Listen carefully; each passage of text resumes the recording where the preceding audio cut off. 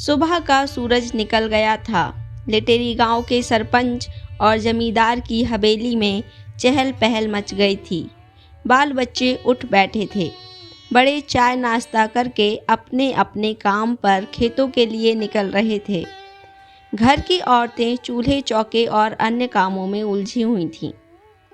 इस घर में करमदास जी इस घर के मुखिया और गांव के मुखिया भी थे।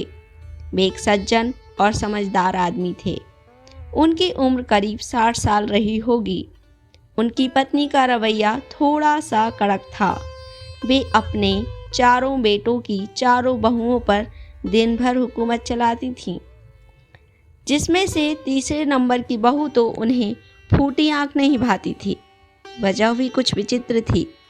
उनके यहाँ एक लड़की थी, सिर्फ एक लड़की, और वो भी काली कलूटी फीके नैन नक्श वाली, जिसका चेहरा सुबह सुबह करमदास जी की धर्म पत्नी श्रीमती कर्मा देवी के सामने नहीं आना चाहिए, वरना वो उस लड़की को तो लताड़ती ही थीं, साथ साथ उसकी माँ गीतांजलि को भी खून के आंसू रुला लेती थीं। बाकी तीनों बहुओं के पास सुंदर बच्चे थे। बड़ी बहू की 2 बेटियां थीं, लेकिन बिल्कुल परी की तरह।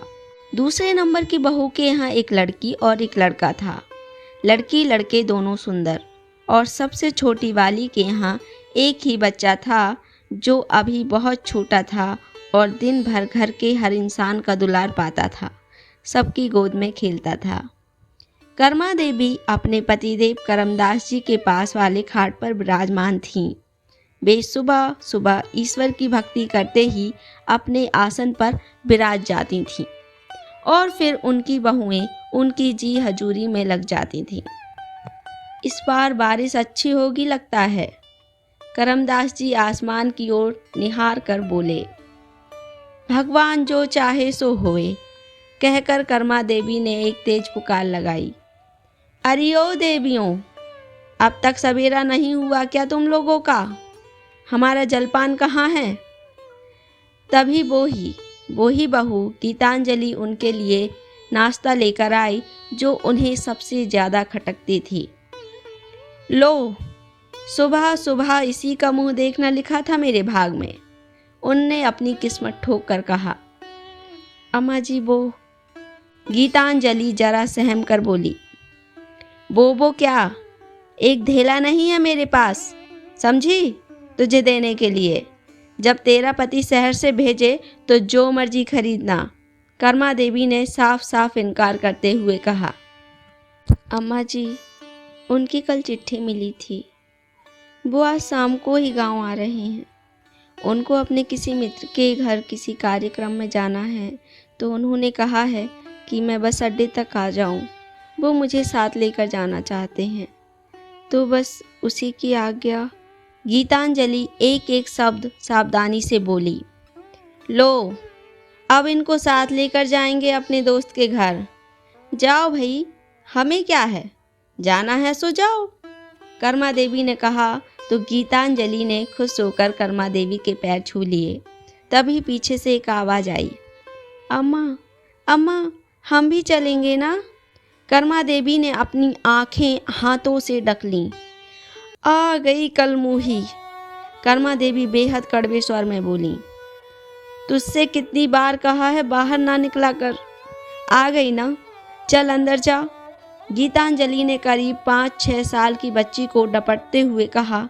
वो नन्ही सी बच्ची सहम सी गई और गीतांजलि को मायूस आंखों से देखने लगी। सुनाई नहीं दिया? बोला ना, जा यहाँ से, गीतांजलि ने दांत पीसते हुए कहा। वो लड़की वहाँ से चुपचाप चली गई। पता नहीं ये महान मूर्ति कैसे पैदा हो गई।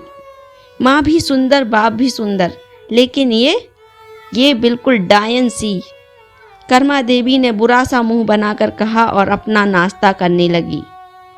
बच्ची है वो, भगवान ने जैसा बनाया है वैसी ही है, करमदास जी ने कर्मा को समझाने की कोशिश के साथ कहा। रहने दीजिए बाबूजी, ये तो मनहूस ही है, न जाने किस जन्म की सजा बनकर आ गई मेरे नसीब में, गीतांजलि बोली और वहाँ से चली गई। देखा, ऐसी मनहूस है कि माँ भी लाड नहीं करती, और आप हैं कि बस बच्ची बच्ची करते रहते हैं। अरे मुझे तो लगता है ये जरूर हमारे लिए किसी का श्राप है। आपको पता नहीं, अमावस्या के दिन पैदा हुई थी। उसी साल मूसलाधार बारिश से पूरे गांव की फसलें खराब हो गई थीं। ऐसी कुलक्षणी को चाहते हुए भी प्रेम करने का जी नहीं करता। ना जाने कैसे इसका ब्याह होगा। कर्मा देवी घोर चिंता के साथ बोली। करमदास जी अच्छी तरह जानते थे कि उनकी पत्नी जी से इस मामले में जीतने की कोशिश करना उनके समय की सबसे बड़ी बर्बादी होगी। इसलिए बस वे किसी तरह अपने आप को समझाकर वहां से बाहर आ गए। गीतांजलि बेहद बेहद खुश थी।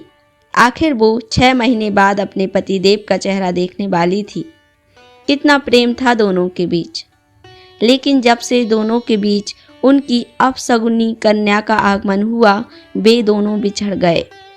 पहले गीतांजलि के पति गांव के पास वाले विद्यालय में ही पढ़ाते थे, लेकिन बेटी के पैदा होते ही उनका तबादला दूर शहर में हो गया। हाँ, ये बात अलग थी कि तनख्वाह में वृद्धि हो गई थी, पर गीतांजलि के लिए तनख्वाह से क्या लेना देना, उसे तो प्रेम देने वाले से लेना देना था। वो बक्से में से एक ऐसी साड़ी तलाश कर रही थी जिसमें वो सबसे सुंदर लगे, और तलाश पूरी कैसे नहीं होती, पूरे मन से जो की थी। ये रही वो लाल साड़ी जो उन्हें बहुत पसंद है। यही पहनकर जाऊंगी शाम को। गीतांजलि साड़ी को अपने सीने से लगाते हुए चहक कर बोली। तभी उसकी नज़र दरवाजे पर पड़ी और वो बुरी तरह डर गई। लेकिन जब उसे पता चला कि दरवाजे के पीछे से कोई साया नहीं बल्कि उसकी अपनी बेटी मंजरी उसे झांक कर देख रही है, तो उसका खून खौल उठा। वो पैर पटकते हुए दरवाजे पर पहुंची और उसने उस 5-6 साल की काली सी बदसूरत सी बच्ची का कान इतनी जोर से खींचा कि उसकी चीख से हवेली हिल गई। और जोर से चीख, सारा गांव इकट्ठा हो जाए, पता चल जाए सबको कि इस घर में तुझ पर कितने अत्याचार होते हैं। गीतांजलि कान छोड़कर उस पर भड़कने लगी। नन्ही मंजरी अपना कान पकड़कर आंसू बहाती रही, बिलखती रही। तभी वहां भागते हुए कदम रुके, जिसमें सुंदर सी चांदी की 2 पायल थीं, एकदम कोमल दूध जैसे पैर, पर मंजरी के पैरों से थोड़े से बड़े या थोड़े से ज़्यादा बड़े। क्या हुआ मंजरी? मीठी आवाज़ में परचिंता के साथ वो दूध जैसे पैरों वाली लड़की मंजरी से बोली। मंजरी रोते हुए उस लड़की के गले से लग गई। चाची, आपने मंजरी को फिर मारा? वो सुंदर सी लड़की बोली, जिसकी उम्र करीब 10 साल तो होगी ही। देखो पूर्वा बेटा, तुम इसके चक्कर में मत पड़ा करो। इसका तो काम ही है हर हाल में मनुष्यत फैलाने का। जब देखो रोती रहती है। गीतांजलि ने अपनी जेठानी की बड़ी बेटी पूर्वा से कहा और अपने कमरे में लौट आई। कैसी अम्मा हो आप? अपनी ही बेटी को नहीं चाहती? पूर्वा ने आज अपना कलेजा मजबूत कर लिया था।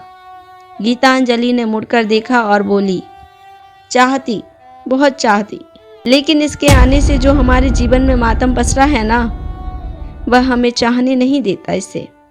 अगर इसकी जगह कोई तुम्हारे जैसी बिटिया होती ना, जिसके जन्म लेते ही गांव भर की अच्छी फसल आती, घर में खुशियां छा जाती, तो क्या कोई रोक पाता अपने प्रेम को? छोड़ो, मैं भी क्या तुम्हें समझाने लगी। तुम तो बच्ची हो, तुम्हें नहीं आएगा समझ। अच्छा सुनो, हम शाम को तुम्हारे चाचा से मिलने जा रहे हैं। कुछ चाहिए तो बताओ, लेकर आएंगे। गीतांजलि बेहद प्यार के साथ पूर्वा से बोली, हमें नहीं चाहिए कुछ, हमारे पास तो सब है। मंजरी के पास एक गुड़िया थी, वो कल दादी ने गुस्से में चूल्हे में फेंक दी, तो मंजरी के लिए गुड़िया ले आना, पूर्वा ने मासूमियत से कहा। मंजरी धीरे धीरे चुप हो गई थी।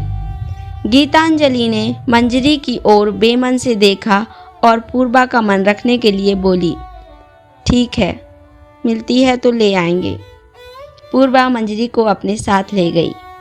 क्या है लिटेरी गांव का रहस्य? कौन है अभागिन? जानने के लिए सुनते रहिए हमारा धारावाहिक अभागिन कहानी से जुड़े रहने के लिए हमारे चैनल को सब्सक्राइब कीजिए, लाइक कीजिए। कहानी पसंद आ रही है तो कमेंट में जरूर बताएं। धन्यवाद।